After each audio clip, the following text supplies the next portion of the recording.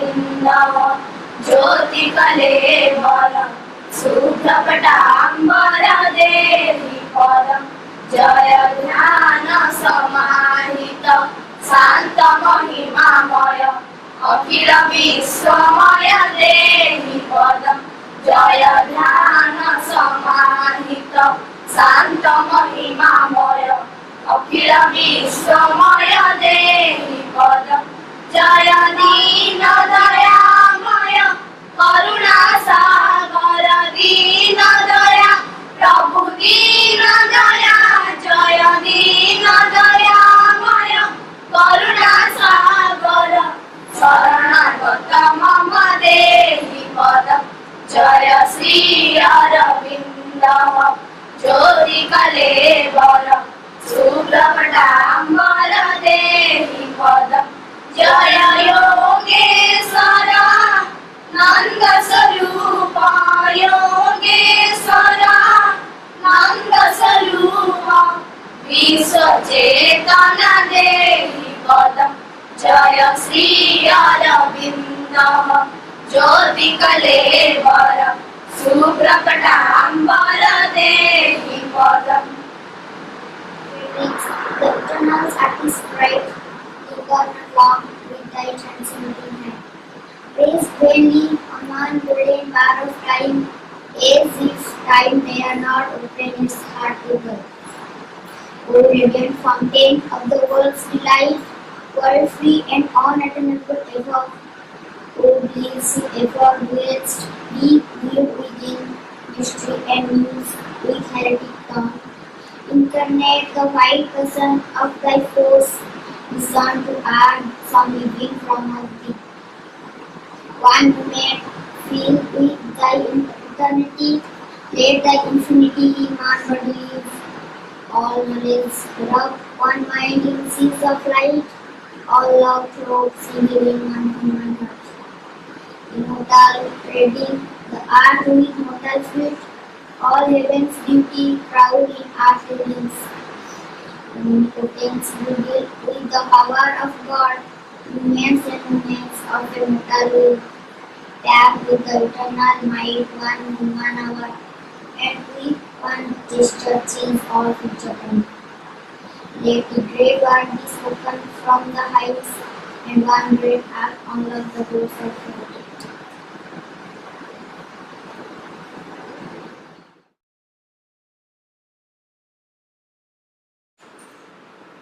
Welcome, my friends, to Savitri Foundation. We are extremely happy that you are all here with us today. It is a privilege also for you to be the first to have come here and be amongst us. This mantra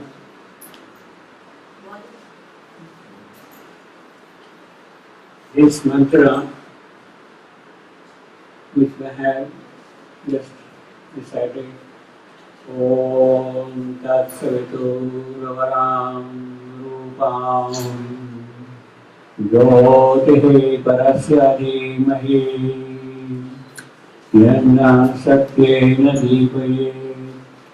This is the mantra, Gayatri mantra, given to us by Sri Aurobindo. He gave this mantra sometime in 1930s, maybe around 1935. The Indian spiritual history very well knows the Gayatri mantra given to us by Rishi Vishwamitra. That was about 10,000 years ago. In the Rig Veda, it appears as Vishwamitra's Gayatri. And in all our families, everywhere in the tradition, that mantra is chanted, is recited, is meditated in every house. It is that mantra which has sustained the Indian culture, Indian civilization, Indian ideal to this long history of 10,000 years. Sri Aurobindo mantra is also a Gayatri mantra, but it is a mantra of a different type. Vishwamitra mantra is to meditate on the supreme thought. Sri Aurobindo's Gayatri mantra is let us meditate on the most auspicious form of Savitra, on the light of the Supreme, which shall illumine us with the truth, which shall illumine us with the truth in all our walks of life, in all our activities, in all our pursuits. It is that which will guide us, which will give light us, truth everywhere. Not only that, it is also the mantra of the auspicious form, Varam Rupam. The physical body also should be the instrument for the manifestation of the divine. It is in this house, in the physical body, that the Supreme Mother will come and reside here. It is not that she will be there, she has to come down and live in our house also, in our physical body. That is the Varam Rupam, auspicious form. It is that which will be established in our body, in our physical. In other words, this mantra is the mantra of the physical transformation. Sri Aurobindo mantra is for the physical transformation, not for meditation, but to have the realization of the divine in the physical. That is the new Gayatri which has come to us because of the yoga tapasya of Sri Aurobindo. He has condensed all his power, all his force in these 24 syllables. Gayatri mantra means 24 syllables. So in this mantra, he has put all his yogic force, and to live in that mantra, in that Gayatri, is to live, is to step into future. And that future is the future of the divine living in us. In fact, that is what Sri Aurobindo and the Mother have been doing through the long yogic work carried out for several decades. Sri Aurobindo came to Pondicherry in 1910, and for 40 years he stayed here with the sole aim, sole objective, sole commitment of bringing down the divine on the earth, in the mortal world, on the Mrityuloka, where there is death.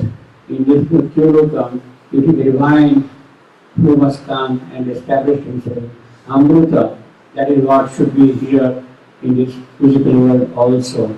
His pursuit for those 40 years was in that direction, and the Mother carried that work forward in order to realize the divine into physical. After his withdrawal in 1950, she carried that work for another 23 years and established the truth in the subtle physical. Sri Aurobindo and the Mother are there working constantly towards this objective of taking humanity to the divine, of bringing the divine to the earth.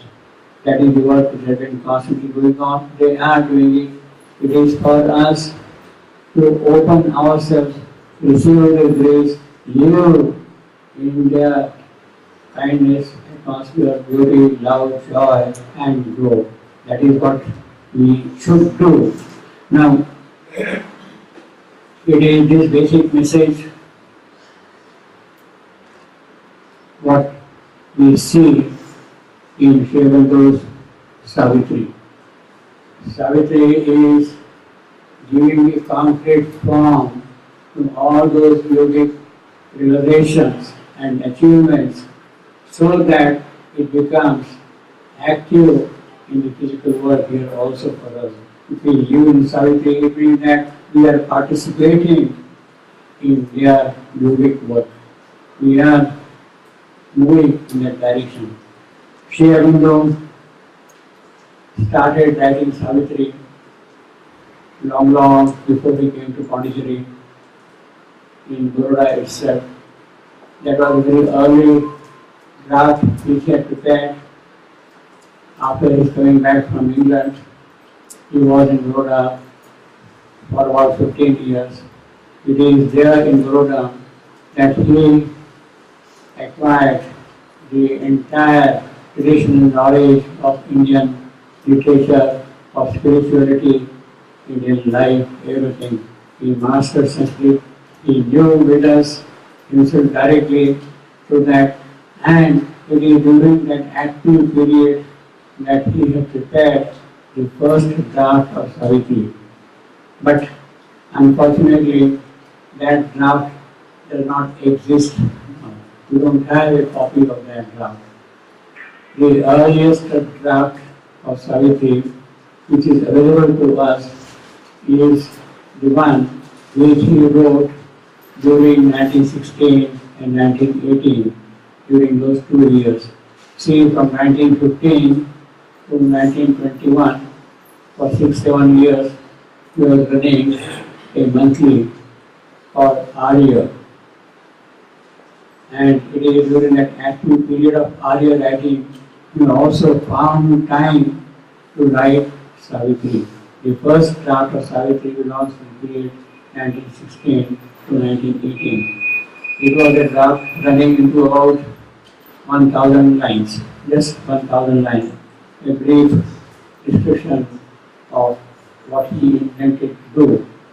But then he got occupied with the yogic work and he could not find time to continue Savitri.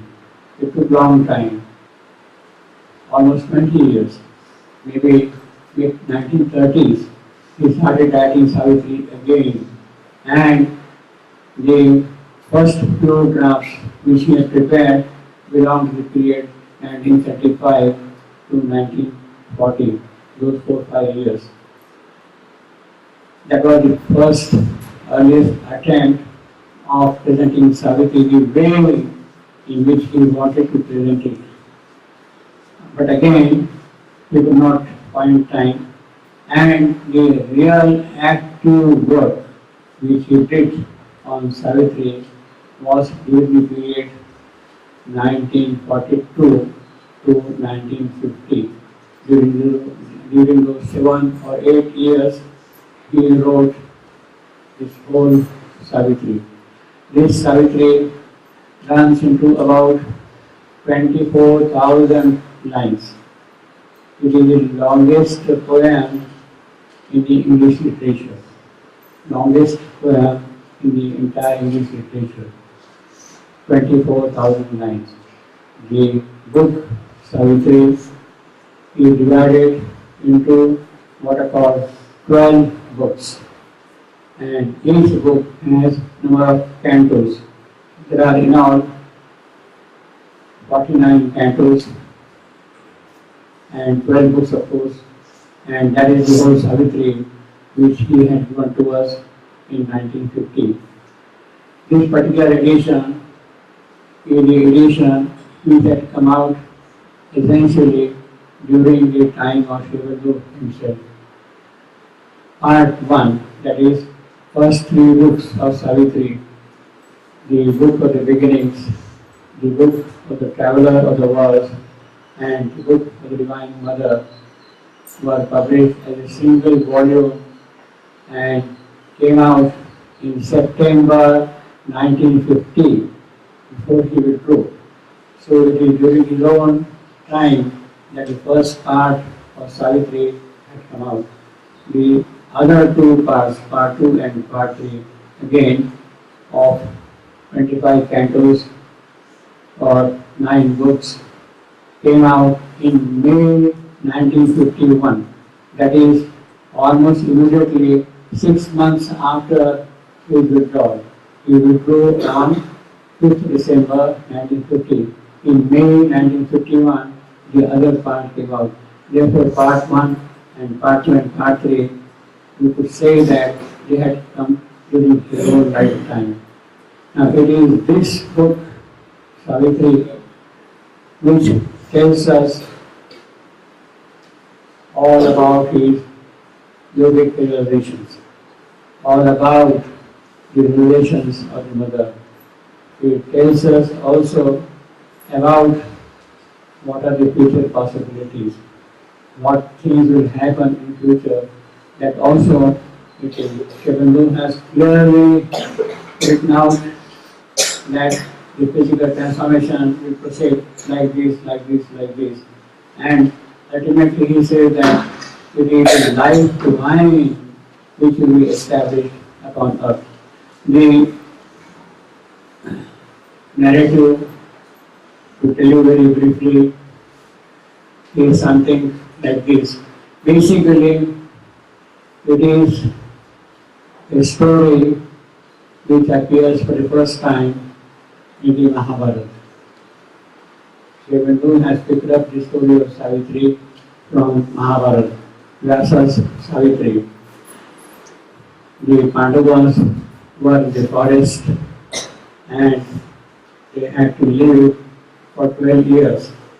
On one particular occasion, Rishi Markandeya visits Pandavas in the forest.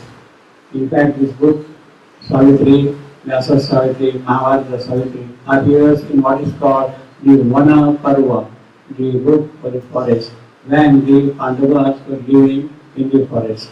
So Rishi Markandeya visits the Pandavas, and during his stay there, on one occasion, Yudhishthira, the eldest of the Pandavas, he asked Rishi Markandeya, is there in the entire history of the world any example of a woman who has suffered the way Draupadi is suffering?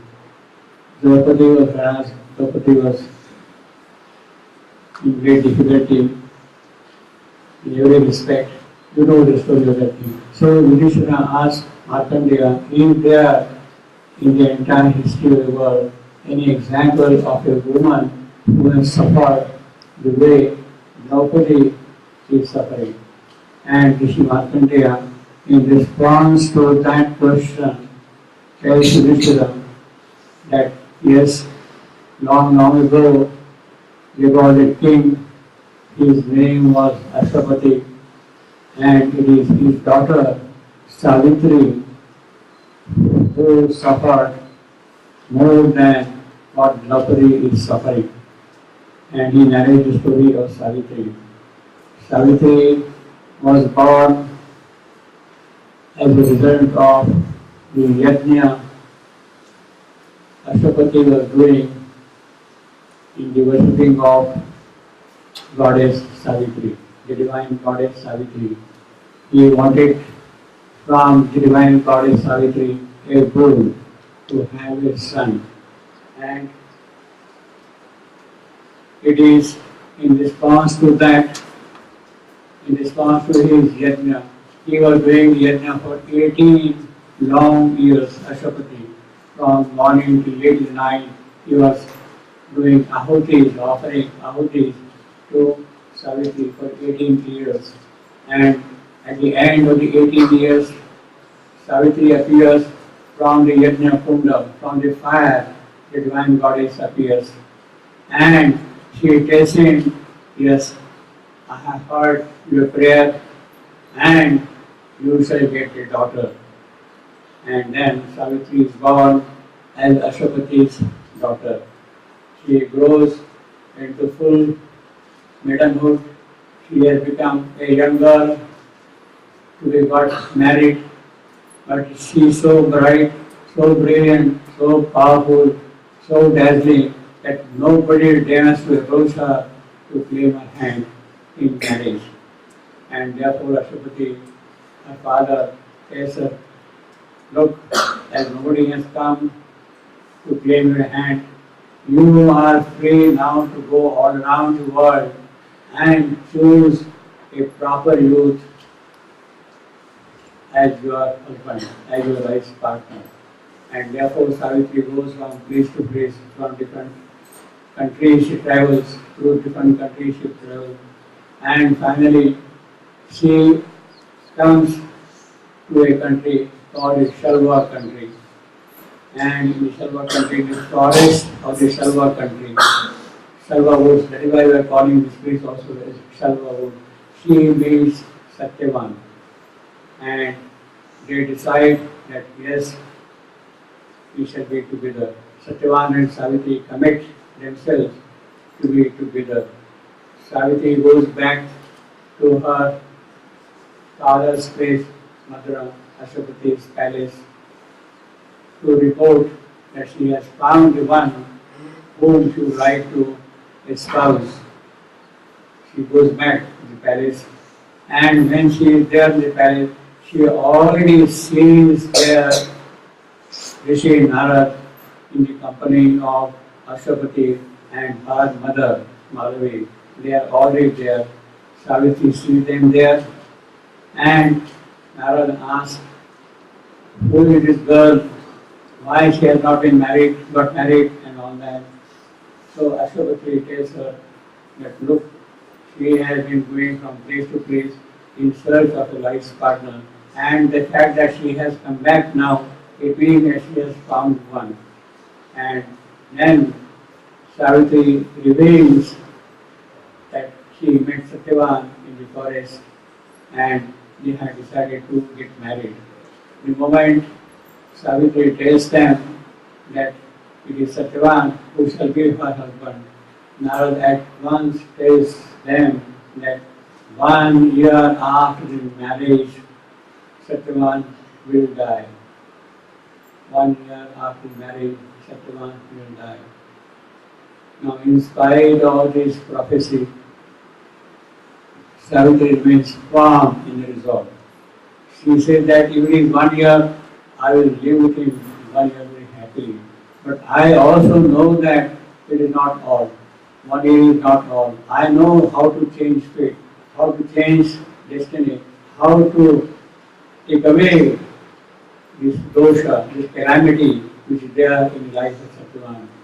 When Savitri asserts her choice, then Narad blesses her and says, yes, let the marriage be performed. And then the marriage is performed, and Savitri goes and stays with Satyavan along with his parents in the hermitage, in the forest. They are living in the Parmakutis, they are living there, and Savitri joins them there. 1 year is about to be over. Savitri keeps on counting, yes, after 3 days, after 2 days, after 1 day, Satyavan will die. She keeps on counting. The day of the death of Satyavan arrives, and Savitri decides to go along with Satyavan to the forest where he does his daily work. She wants to accompany him and be with him at that particular moment. They go together to the forest, and at noon,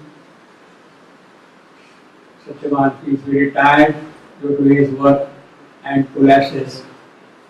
And Savitri at once sees behind him standing Yama, god of death, to take away the soul of Satyavan.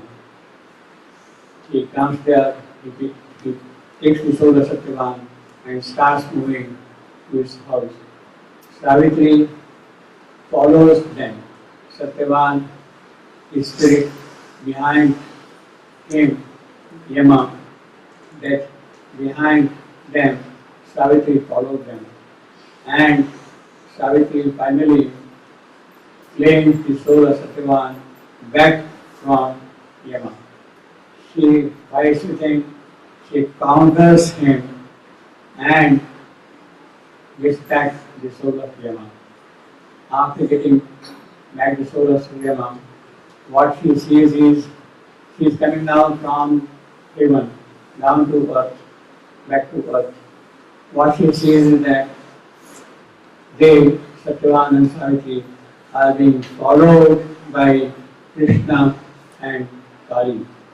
It is Krishna and Kali who are following Satyavan and Savitri on the earth.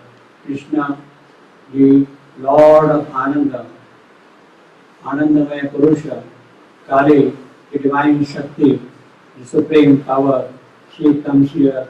So it is the divine Ananda and the divine Shakti. It is these which Savitri brings down upon the earth, and that is the beginning of the new manifestation. That is what the narrative we have in Savitri, and the actual life of Shivandu and Vimala is the realization on that particular yogic commitment which they had taken to bring down Krishna and Kali upon the earth is what they had done here. That is the general background, general story of Savitri, what we have here.